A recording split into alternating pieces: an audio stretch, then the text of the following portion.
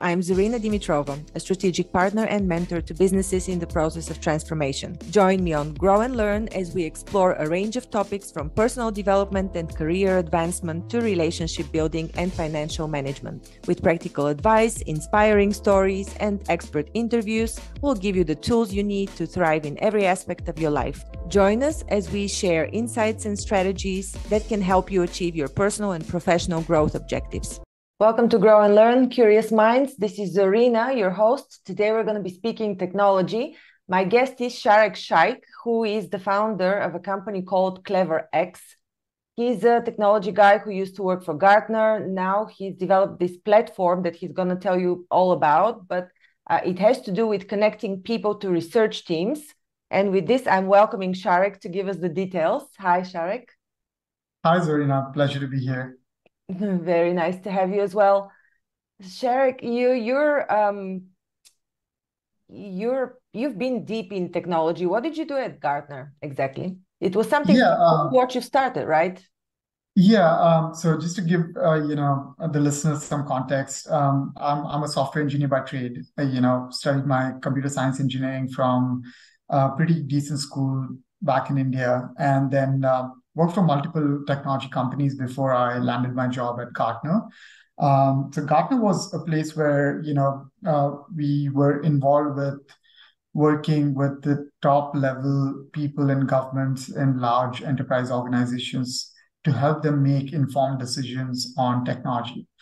It could be around technology investments, could be around how they should think about strategizing their technology departments across application infrastructure, security, and things of that sort. So I was really lucky to work with some very interesting people all around the world, and get to know them, get to spend time with them, how they're thinking of making these massive multi-million-dollar decisions when it comes to the technology departments. And my role was facilitating those decisions, by bringing Gartner analysts and connecting them to the customers who would need help in making those decisions.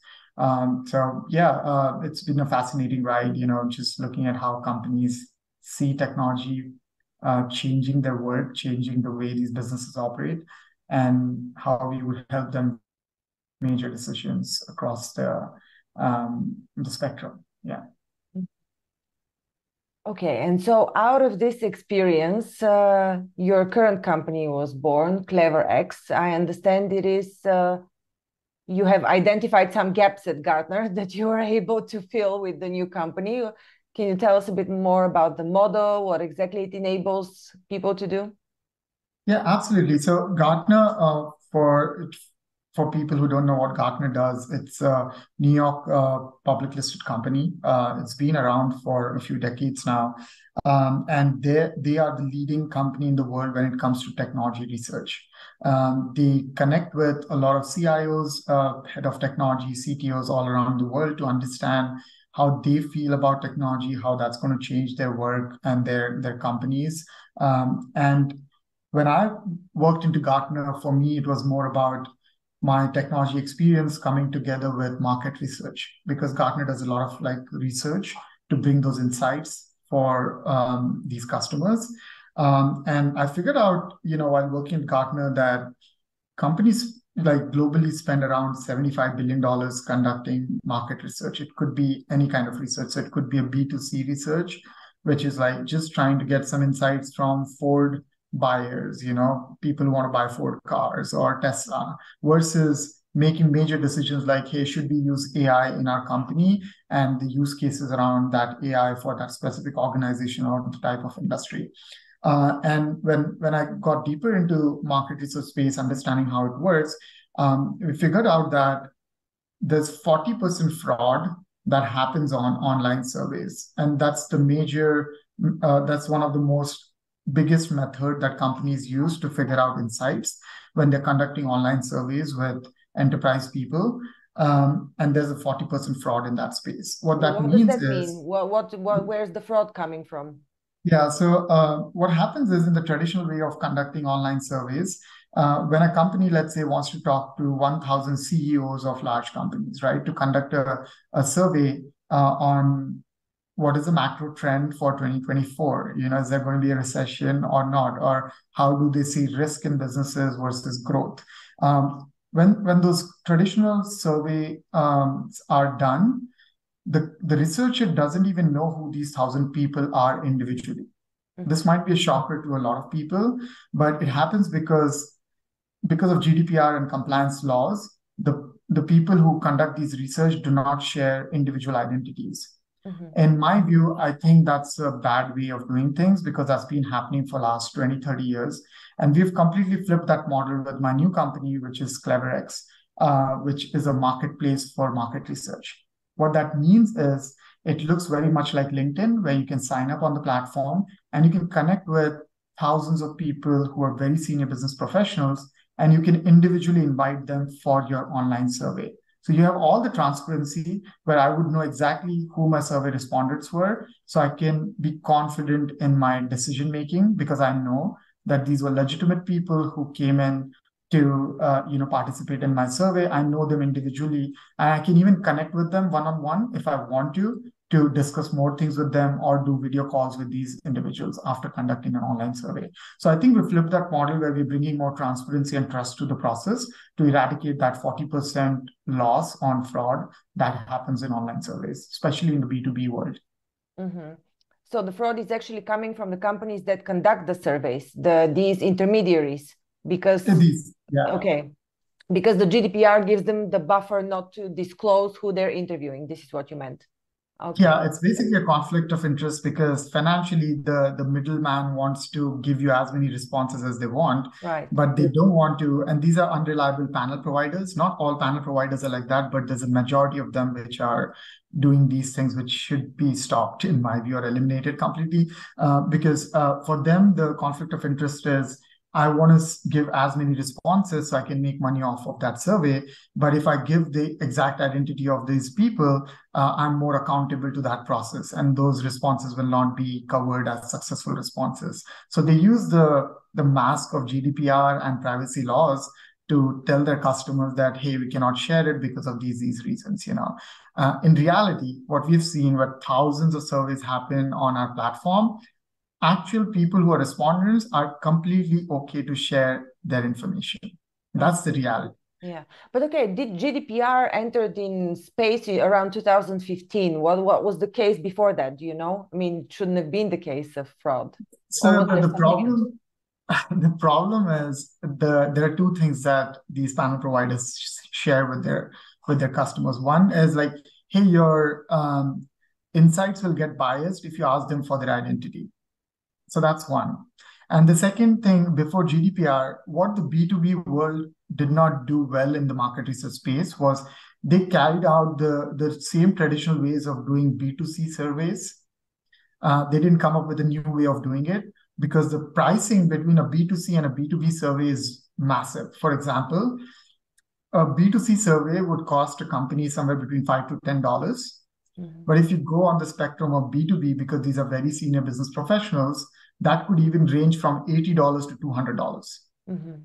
So the difference is massive, but the method of doing it has remained the same. And I think that was a mistake that happened in that industry, and the fraud numbers just went up because now you're more incentivized to make $100 by not sharing your information for 15 minutes of your time, right? So where money is involved, fraudulent activities increase. And I think the numbers are not minimizing. Every passing year, the trust in these research processes is getting worse.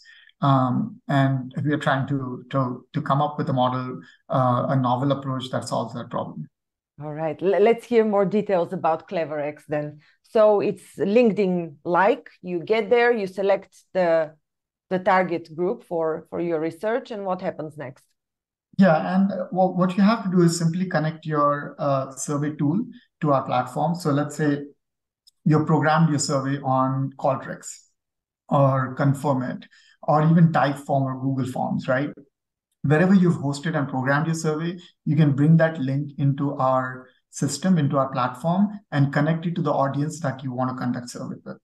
There's also another way where if you go on the platform today, you'll see all these hundreds of research opportunities that companies have posted. People can apply for them. And as a market researcher who's actually taking care of that research project, you have the ability to accept or reject those applicants as well. So you get like a pool of people that is coming inbound to you who want to participate in those surveys, but you can also go ahead and select these people through the platform to invite them for your specific project. And that has become, that's been pretty amazing for the industry in itself, because it gives confidence and trust to these market researchers. But at the same time, we have seen growth like 5x in the last 3 years in our company, and CleverX is doing incredibly well just by providing that transparency and trust to these market researchers. Mm-hmm. And what is the willingness then of research respondents to take part in these researches? Yeah, there are two motivations, actually. It's a very good question. One being money, of course. You make money for 15 minutes of your time. You can be on your dining table and you don't have to coordinate anything, and you can participate in a survey, and for the successful response, you get paid for it.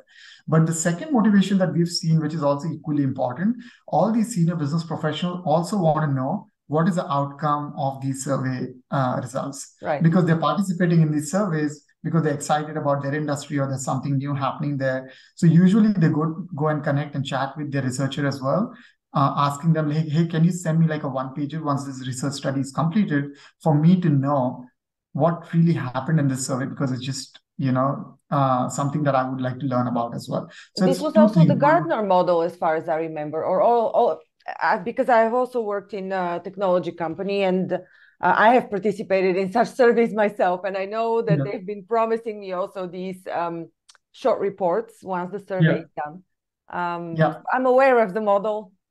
Yeah, absolutely. I mean, you as a professional definitely want to know, right, what's going on in your industry.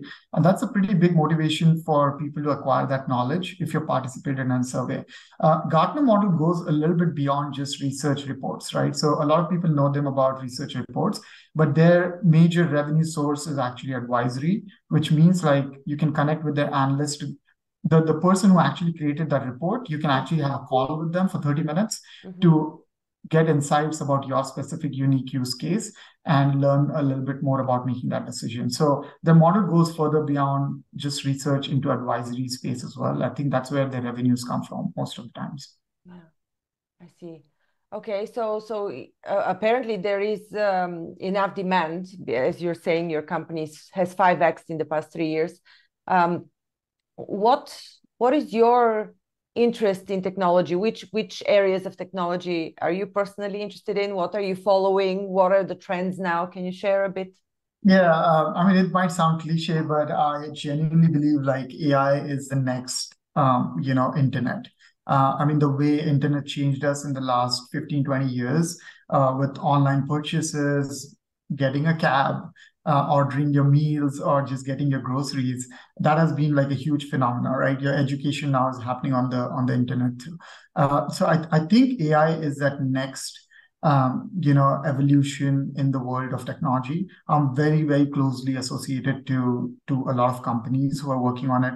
We are also building our own AI components to make research process more faster, better, using AI into our platform as well. So that's happening very, very at a fast pace. But also there's a lot of hype around what's possible versus what's not. So that's something that I would encourage people to understand. Companies will market AI products for, since that's the next new thing or the next shiny object. But in the next coming years, it'll separate companies which actually have use cases in AI, which really work and solve a particular pain point or a problem, versus the hype that we hear. Like every company is like, oh, we are an AI company now.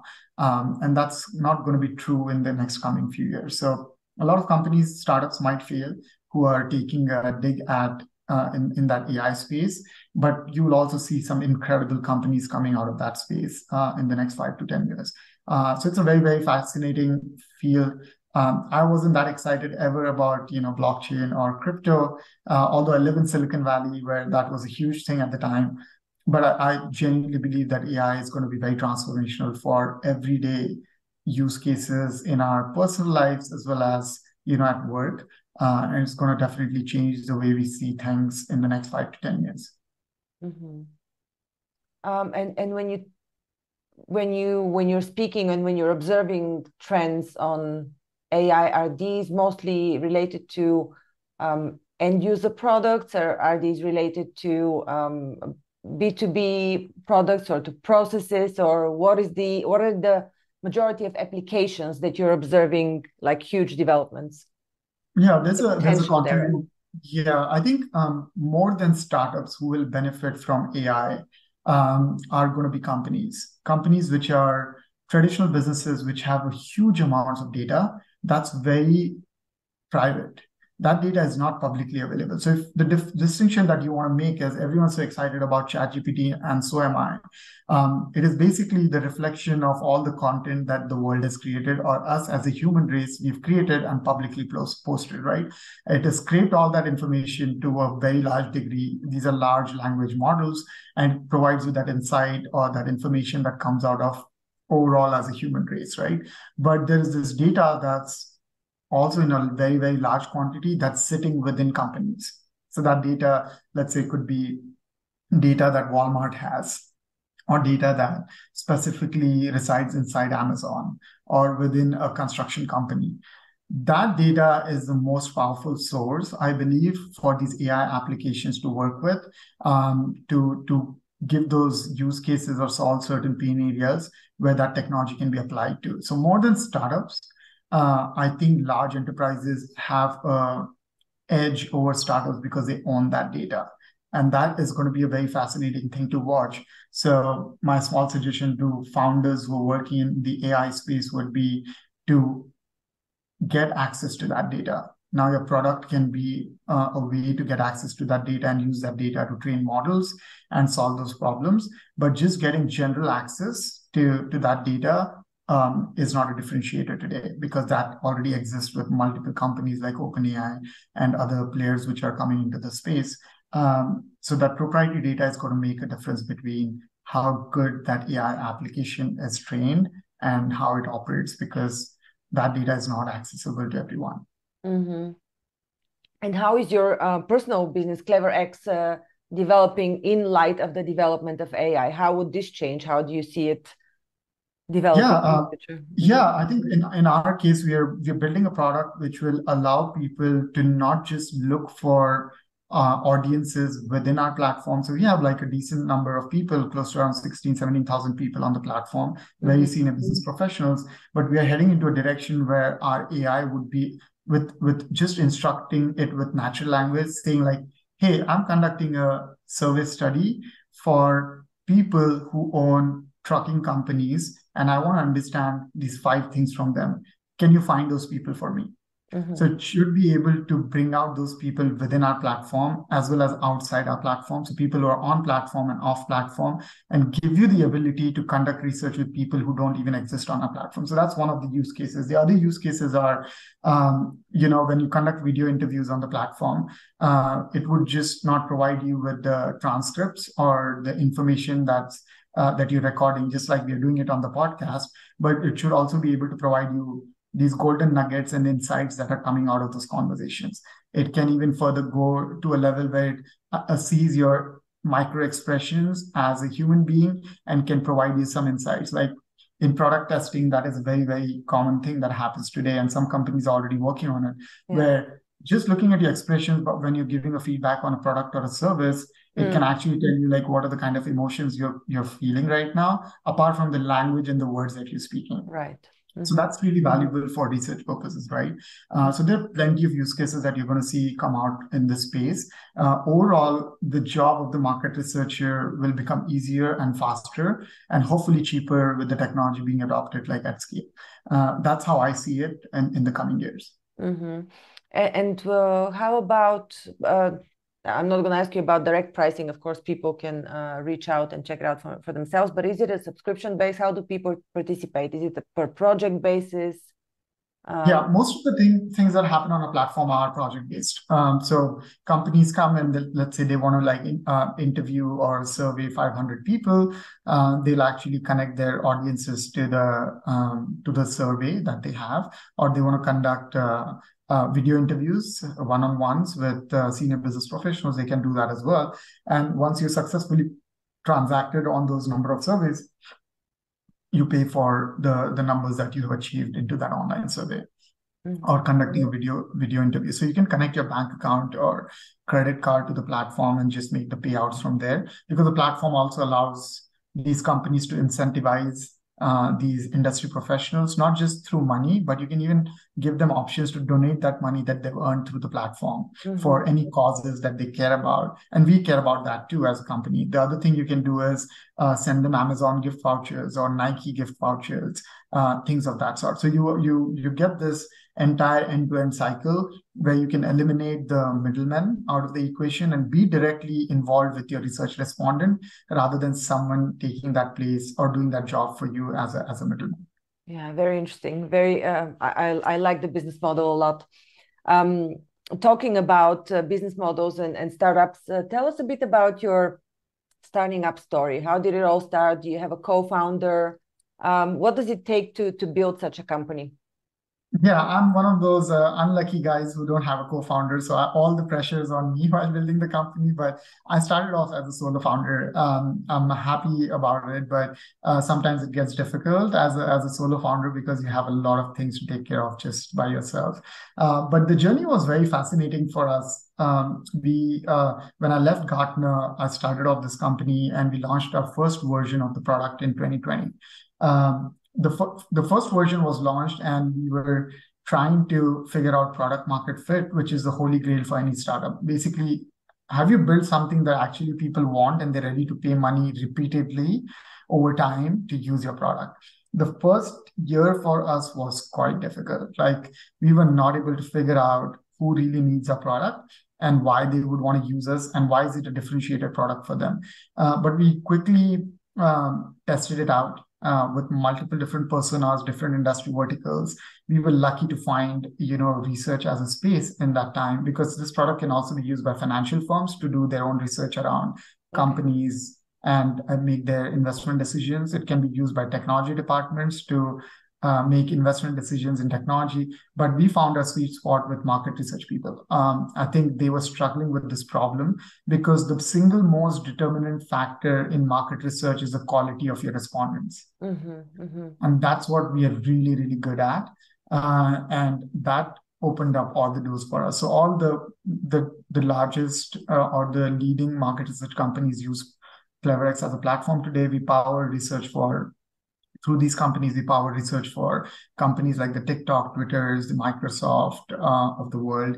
And it's been a fascinating journey just to see how people are using this platform for different use cases. So if you go on the platform today and look for something called as research opportunities, there are projects happening for TikTok, AI maturity, SMB leaders in Canada, in France, in Turkey. So it's become a global platform for these market research companies to conduct online surveys or video interviews. And at a given point in time, we have thousands of surveys that happen on a weekly basis, or hundreds of calls that take place on the platform.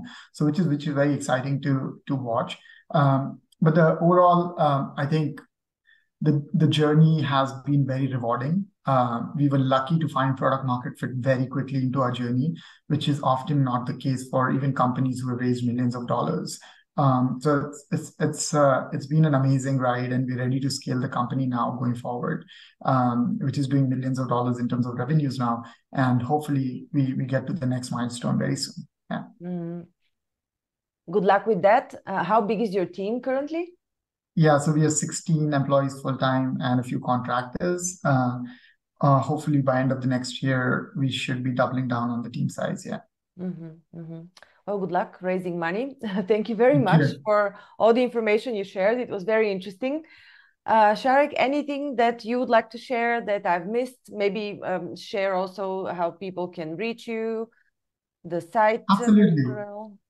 Yeah, absolutely. I think the most important thing I would share, just going through my journey as a founder, is just be very determined in terms of like how you want to go about things. Have a long-term vision and a long-term goal.